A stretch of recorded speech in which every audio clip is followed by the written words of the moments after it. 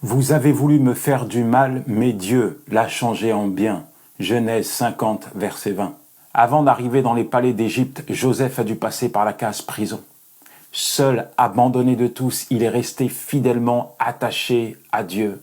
Le rêve qui était sur son cœur l'avait scellé à tout jamais à son berger. Et chaque jour, il devait avoir les yeux fixés sur lui.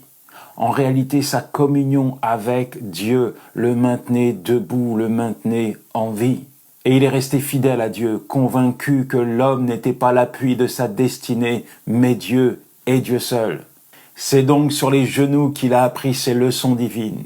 Oui, Dieu l'a formé, l'a travaillé, l'a façonné afin de le préparer pour devenir l'un des hommes les plus puissants d'Égypte. Mon ami, alors que tu es en train de marcher sur ce chemin qui te conduit à ton rêve, je veux te dire une chose, tu vas tomber, tu vas trébucher. C'est pas un souhait, mais c'est comme ça, la vie est faite ainsi. C'est pourquoi tu dois mettre toute ton attention, ton focus sur Dieu et sur Dieu seul, parce que c'est lui qui va te conduire vers ta destinée. Et même si parfois tu as l'impression d'être plaqué au sol, paralysé, ne plus avoir la force de bouger, n'oublie jamais que Dieu tournera les choses en ta faveur, il changera le mal en bien pour toi.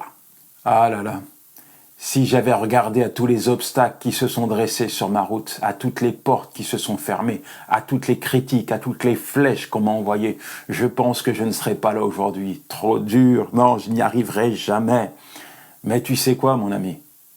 Il y a une chose que l'épreuve n'a pas pu déloger de mon cœur, c'est celle-ci. Dieu est fidèle. En fait, la fidélité de Dieu, je l'ai expérimentée dans les vallées les plus sombres de ma vie.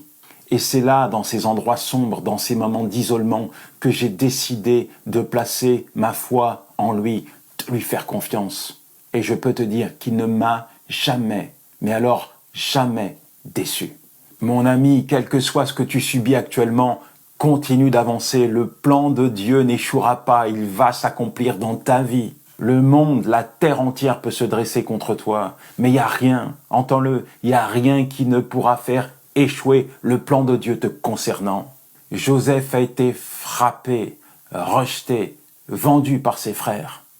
Et ils ont dit à leur père, ton fils, il est mort, plus jamais tu ne vas revoir son visage. Mais ce qu'ils ignoraient à cet instant, c'est qu'en l'envoyant en Égypte comme esclave, ils l'envoyaient tout droit dans l'accomplissement du rêve de Dieu.